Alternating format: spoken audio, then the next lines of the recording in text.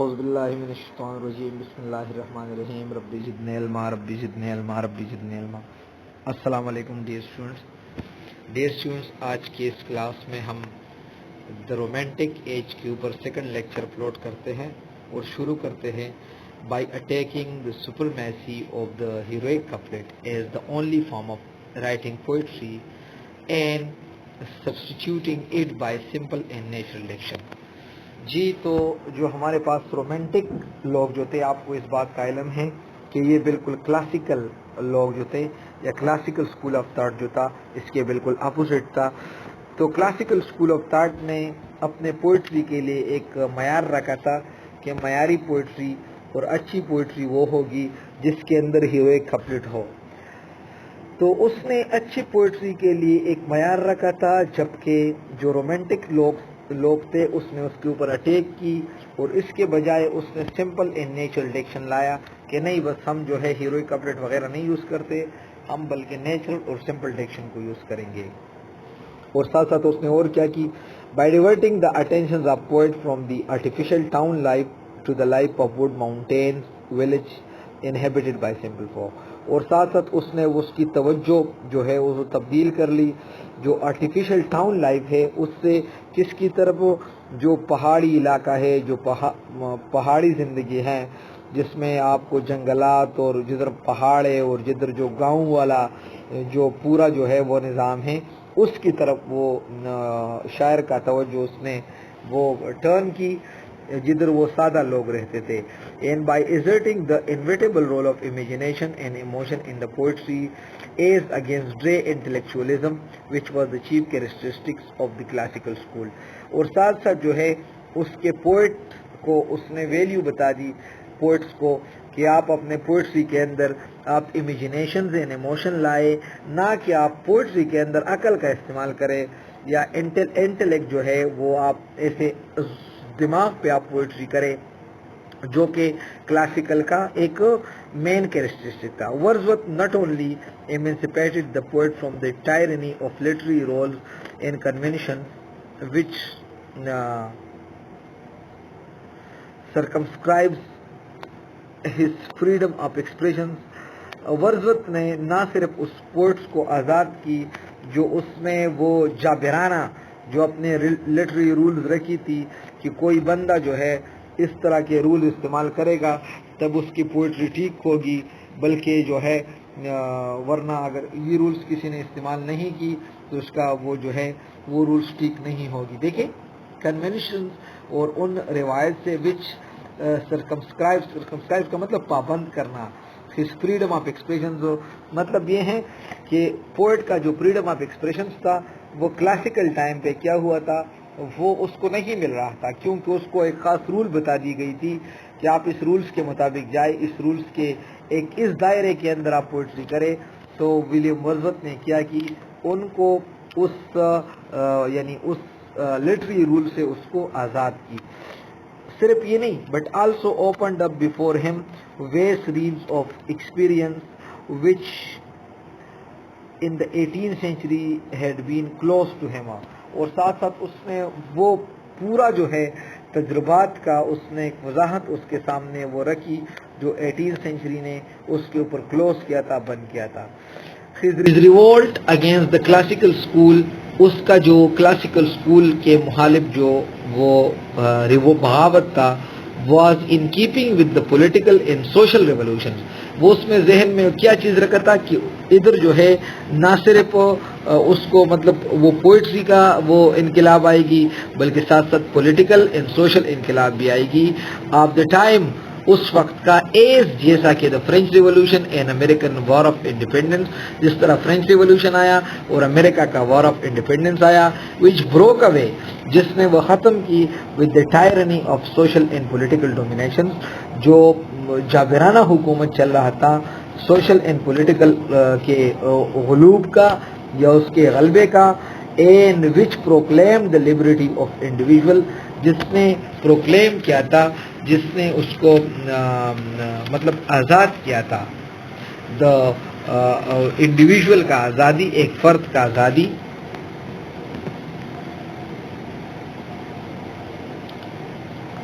اور nation to be the master of its own destiny, یا جو ہے اس نے قوم کے لیے یہ آزادی لائی کہ وہ اپنے منزل مقصود کا خود فیصلہ کرے، اپنے ڈیسٹنی کا خود وہ فیصلہ کرے. جسٹ ایز لبرٹی، اب وہ مثالیں دیتا ہے کہ جسٹ ایز یہ اس طرح ہے، لبرٹی آزادی of the individual was the watchword of the French revolution, جیسا کہ فرینچ ریولوشن میں وہ انفرادی آزادی جو تھا ایک نعرہ تھا. Liberty of nation from the foreign domination was the watchword of American war of independence. یہ آپ نوٹ کرتے جائے. دیکھیں فرینچ ریولوشن کا نعرہ کیا تھا کہ فرد کو آزادی دلاؤ، ٹھیک ہے، اور امریکن وار آف انڈیپینڈنس کا نعرہ کیا تھا کہ قوم کو آزادی دلاؤ. دیکھیں پھر میں دہرا رہا ہوں، یہ اس طرح کی آزادی مل رہا تھا پوئٹری کو جس طرح کے جو فرینچ ریولوشن کا یہی نعرہ تھا. وچ واچ ورڈ کا مطلب یہ ہے نعرہ کہ انفرادی آزادی آپ دلاؤ، جبکہ وار آف انڈیپینڈنس کا، امریکن وار آف انڈیپینڈنس کا جو نعرہ تھا وہ یہ کہ قوم کو آزادی دلاؤ. ان دا سیم مینر اس طرح کے لبرٹی آزادی،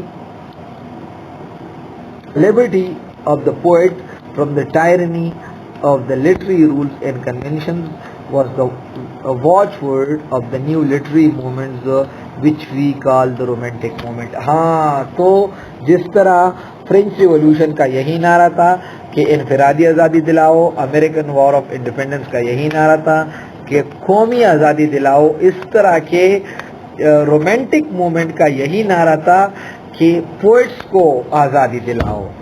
It is also term، اس کو ساتھ ساتھ یہ بھی کہتے ہیں romantic revival because all these characteristics the liberty of the writers to choose the theme and form of his own productions. کس چیز کا؟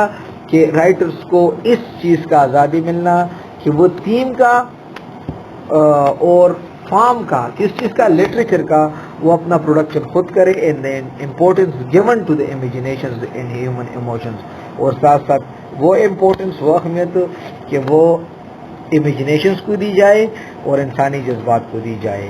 ان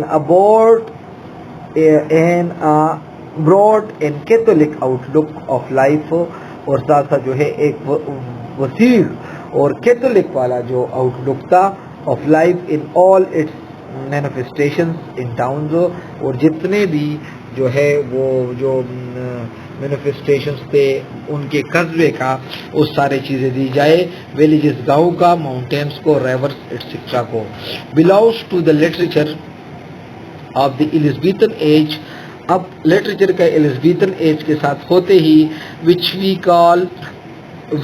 we called the first romantic age in English literature. یہ آپ نوٹ کرتے جائے کہ جو ہمارے پاس ایلزبیتھن ایج جو ہے 16-17 سینچری جو ہے اس کو کریٹکس کہتے ہیں کہ it was the first romantic age because کیونکہ in the later the romantic spirit was considered as a discovery of something which once was but had been lost.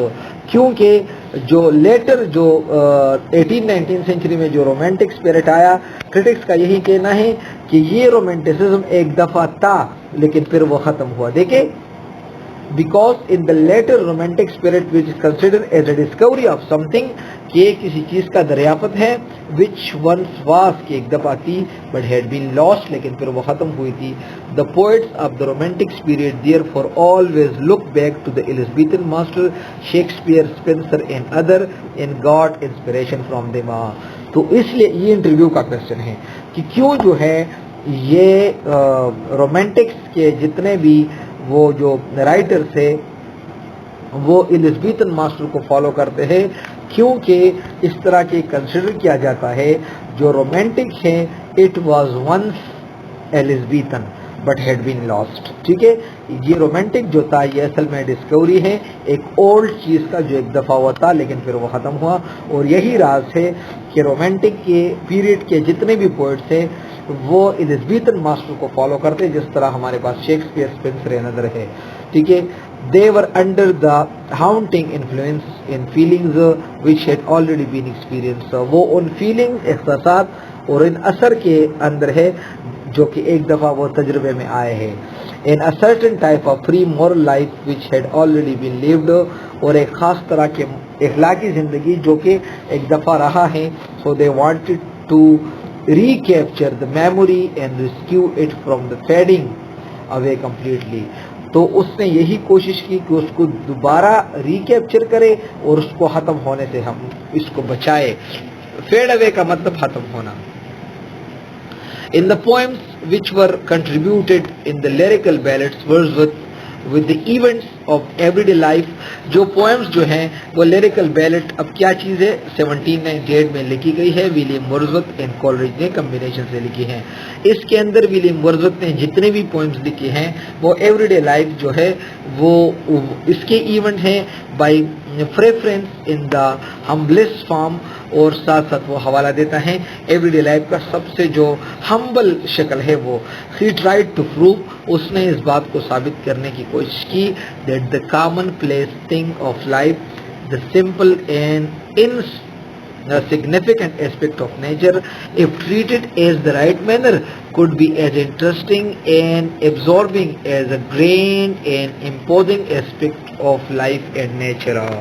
دیکھیے نوٹ کرتے جائے, ادھر جو ہے لیریکل بیلٹ کے اندر جتنے پوئمس ہیں ادھر وہ ولیم ورڈزورتھ کہتا ہے جو اس نے لکھی ہیں کہ جو ہمارے پاس کامن چیزیں ہیں جس کو ہم ہلکا سمجھتے ہیں, اگر اس کو آپ غور سے دیکھ لیں, اس کو آپ تھوڑا ٹھیک طریقے سے آپ ٹریٹ کر لیں تو یہ بڑا ایک گرینڈ ایک معیاری چیز وہ آپ کو نظر آئے گا, اور ایک بڑا imposing aspect of life and nature. آپ مطلب یہ ہے کہ جو حقیر چیزیں ہیں ان کو جب آپ غور کریں تو آپ کو حقیقی نیچر سمجھ آ جائے گا. to the share of the Coleridge filled such subject as were supernatural, جبکہ کولرج کا جو اس کے اندر وہ پوئٹری ہے وہ سپر نیچرل ہے, which he was, جس میں اس نے بیان کی, to inform with that semblance of the truth sufficient is procure for those shadows of imagination and willing suspensions of disbelief for the moment which contribute poetic faith. وہ کہتا ہے کہ جو چیزیں جو ہے جو سپر نیچرل مین جو ہمارے پاس بیانڈ نیچرل چیزیں ہیں, اگر اس کو آپ حاصل کرنا چاہتے ہو کہ اس کو آپ غور کریں تو اس غور سے آپ کو یہ پتہ چلے گا کہ واقعی یہ پوئٹک سچ ہے. مطلب جو چیزیں جو ہے وہ ہم ایسے نہیں سمجھتے کہ اس کا کوئی وجود ہے, لیکن اس کو جب آپ غور سے دیکھیں تو اس کو آپ پوئٹری کے آئینے میں وہ آپ کو سچ نظر آ جائے گا. Wordsworth naturalism and Coleridge supernaturalism thus became the two important spearheads of the romantic movement. یہ آپ نوٹ کرتے جائیں. ولیم ورڈزورتھ نے نیچرلزم کے اوپر بات کی. نیچرلزم کیا چیز ہے؟ ہیومن نیچر اینڈ نیچر کے اوپر بات کرنا. سپر نیچرلزم کا مطلب یہ ہے کہ وہ چیزوں کے اوپر بات کرنا جو نیچر سے بیانڈ ہے, مطلب آپ کو نیچر سے پیچھے لے کے جاتا ہے. تو ولیم ورڈزورتھ نے نیچرلزم کے اوپر بات کی, کولرج نے سپر نیچرلزم کے اوپر بات کی. یہ دو امپورٹنٹ اسپیئر ہیڈس کا مطلب دو مین پیک سے اب رومانٹک موومنٹس کا. Wordsworth naturalism included love for nature as well as for man. یہ وضاحت ہے. Wordsworth naturalism included love for nature. اس ورڈزورتھ کے نیچرلزم میں آپ کو لو فار نیچر نظر آتا ہے, ایز ویل فار مین, اور ساتھ ساتھ کے living in simple and natural surrounding, کہ وہ جب سمپل اینڈ نیچرل سراؤنڈنگ میں رہتا ہے. دس ہی اسپیکس, تو وہ بات کرتا ہے فار دا لو, اس محبت کے لیے, that is in home where پور مین لیو, وہ ان لوگوں کو اور ان گھروں کے بارے میں ہے جدھر غریب لوگ رہتے ہیں. The daily teaching that is in, وہ روزانہ اس سے ہم بہت کچھ سیکھتے ہیں. وہ کیا ہے کہ وہ ووڈز اینڈ ریلز, ابھی وہ اس کے پوئٹری کے وہ چند لائن ہے کہ جتنے بھی ہمارے پاس جنگلات ہیں, چشمے ہیں. دا سائلنس, وہ خاموشی, that is in the starry sky, جو کہ ستاروں سے بری ہوئی آسمان میں جو خاموشی ہمیں نظر آتا ہے. The sleep that is among the lonely Hills, جو کہ وہ خاموش چیزیں جو ہے وہ جو پہاڑوں کے درمیان آپ کو وہ نظر آتے ہیں. کولرج سپر نیچرلزم, اب کولرج کا جو سپر نیچرلزم ہے آن دا ادر ہینڈ, دوسرے ہاتھ میں establishes connection between the visible world in the other world which is unseen. اب دیکھیں سپر نیچرل کی وضاحت ہے. ادھر جو ہے وہ آپ کو کس چیز کے اوپر بات کرتا ہے؟ اس دنیا کے اوپر آپ کو بات کرتے ہیں جو آپ کو نظر آتا ہے اور اس کا کنیکشن بتاتا ہے اس دنیا کے ساتھ جو آپ کو نظر نہیں آتا. He treated the supernaturalism in his masterly poems. اس نے اپنا سپر نیچرلزم جو ہے اس کے بڑے پوئمز میں اس نے وہ لایا جس کا نام ہے دا اینشینٹ میرینر. یہ آپ کا انٹرویو کا کویشچن ہو سکتا ہے کہ اس نے سپر نیچرلزم کو کون سے پوئم کے اندر ٹریٹ کی؟ تو ancient man in such a manner that is looked quite natural, اور اس انداز سے جو آپ کو بالکل ٹھیک نظر یا حقیقت آپ کو نظر آتا ہے. تو بیٹا انشاءاللہ نیکسٹ کلاس میں ہم آگے بڑھیں گے. یہاں تک آپ مجھے دیجیے گا اجازت. تو تھینک یو ویری مچ. اللہ حافظ.